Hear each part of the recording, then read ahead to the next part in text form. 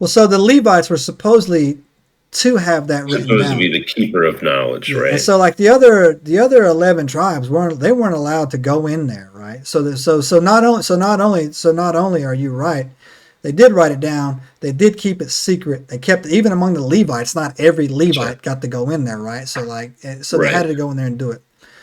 So they had orders with it. Solomon had it. Solomon built this magnificent temple.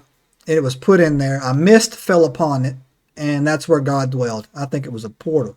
But back to the thing where Archangel Gabriel actually gave King Solomon a ring to control Uh-huh. spirits, demons. Even in this book over here, the Apocrypha, it doesn't say why he gave it, that he had it, right? But it does say he put it to use. He put it to use. Like this dude went hard. Go on YouTube, some good stories. Go read this on your own.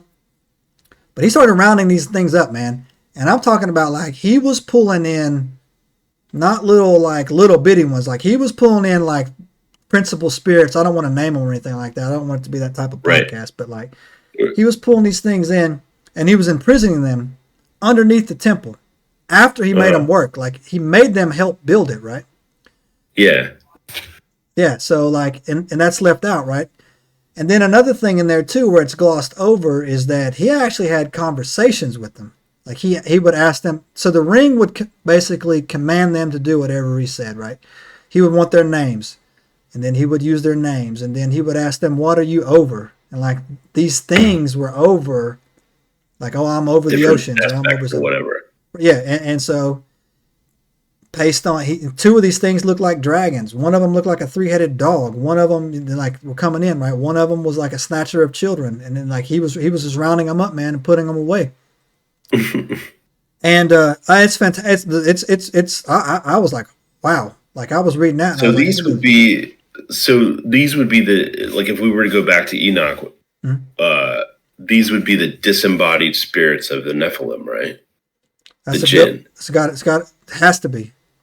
right? So these Well, things well, that are roaming well, around, like, actually, they could have been high-ranking generals in the rebellion in heaven as well. Like these were high-ranking things, right? So it could have right, been but that. Could have they been. were essentially disembodied angels or descendants thereof. Well, no, it says that like to get him to do what he had to do, he threw the ring at him and it hit them.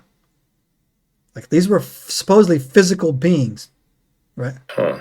So yeah, man, Interesting. Okay. read the man, bro. You got to get one of these. You got to Yeah, get you one of these, man, I know, I'll get the book. bro. I'll get it. And I also like it wasn't like he was like doing the Green Lantern thing with it, right? Like he would Right, like right. he would like in the He would book, throw it at somebody. the book Yeah, said he yeah. would throw it at him and he would hit him. And one time he gave it to a boy and said, "Go get this thing." The boy went, pegged it with this ring, brought it back, right? Yeah, it's a wild story, man. It's a wild story. That's nuts. Yeah, man. So it's a wild story. Here, kid. And so Take this ring and throw it at Mr. Johnson if you would. and so you want to say to yourself, like, completely dismiss it, right? Yeah. Here's that little subtitle at the bottom, right? Right. There is another version of that story where King Solomon actually wrote two books called the Lesser. I wrote this down, man. The Lesser Key of Solomon. That was by the name the Clavicle Solomon's Regus, whatever, right? And the Greater Key of Solomon. Supposedly you can get these books. Don't go buy these books. Go on YouTube and look at people telling you don't buy these books. Supposedly these books are so jacked up that just having them on your bookshelf in your house will curse you, bad stuff will happen or whatever.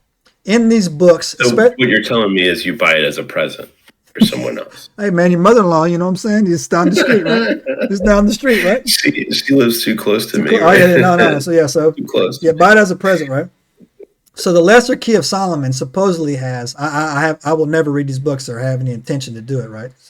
Ignore warnings at your own cost, especially when it comes from this type of stuff. But it had ancient symbols in there, rituals of summoning and binding, and all this other stuff, right? So the schools of thought is that no, he didn't have a ring. He had these books. Other people said no, he had a ring. because he did ask the demons, "How can I bind you?" And they were forced to compel him, right? They were compelled to answer. They're forced to confess. Yeah. So some people said no, the ring got the knowledge. He wrote the books. Some people say no, the books gave him the knowledge. And I'm like, stop. We're talking about somebody knows how to summon and trap demons. Who gives a shit where you got that knowledge from, right? Right. So I was like, yo, is this for real? But anyway, so it's another kind thing. of semantics at that point, right? Like, yeah. Hey, the important part is we can summon a demon and trap it. Right. And here's the kicker. I feel like that's a bad idea. That's a horrible idea, right? Here's the kicker, right? Yeah. So as you know, everything fun is hidden under the Vatican. Vatican has a 3-mile archive underneath at the libraries, right? So under a vault in there, right?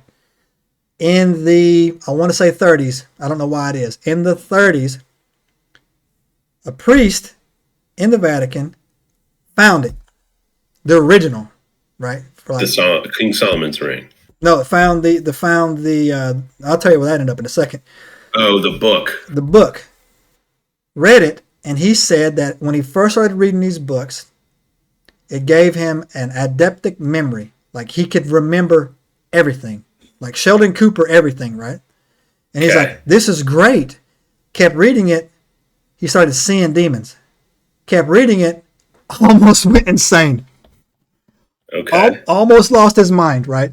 And so he stopped, right? And it's a great story. I'm not doing it justice. It's its own podcast. You can go look it up. I'm not even going to say his name. Go look it up on YouTube. I'll take care. Yeah, I'll look into it. Yo, and it was amazing, right? So I was like, yo, that is horrifying. So he's like, yo, read this book at your own peril. It probably will kill you. And so it stopped on that. And then it got me thinking too. It's like, yeah, so like, you know, not everybody's built to be a genius, right? Your mind just can't help it. Like, just look at chess grandmasters. Go look at the number of chess grandmasters. Yeah, some of those guys crack. Like Bobby Fischer. Subscribe now and turn on the notifications to join us on this extraordinary journey into the unknown.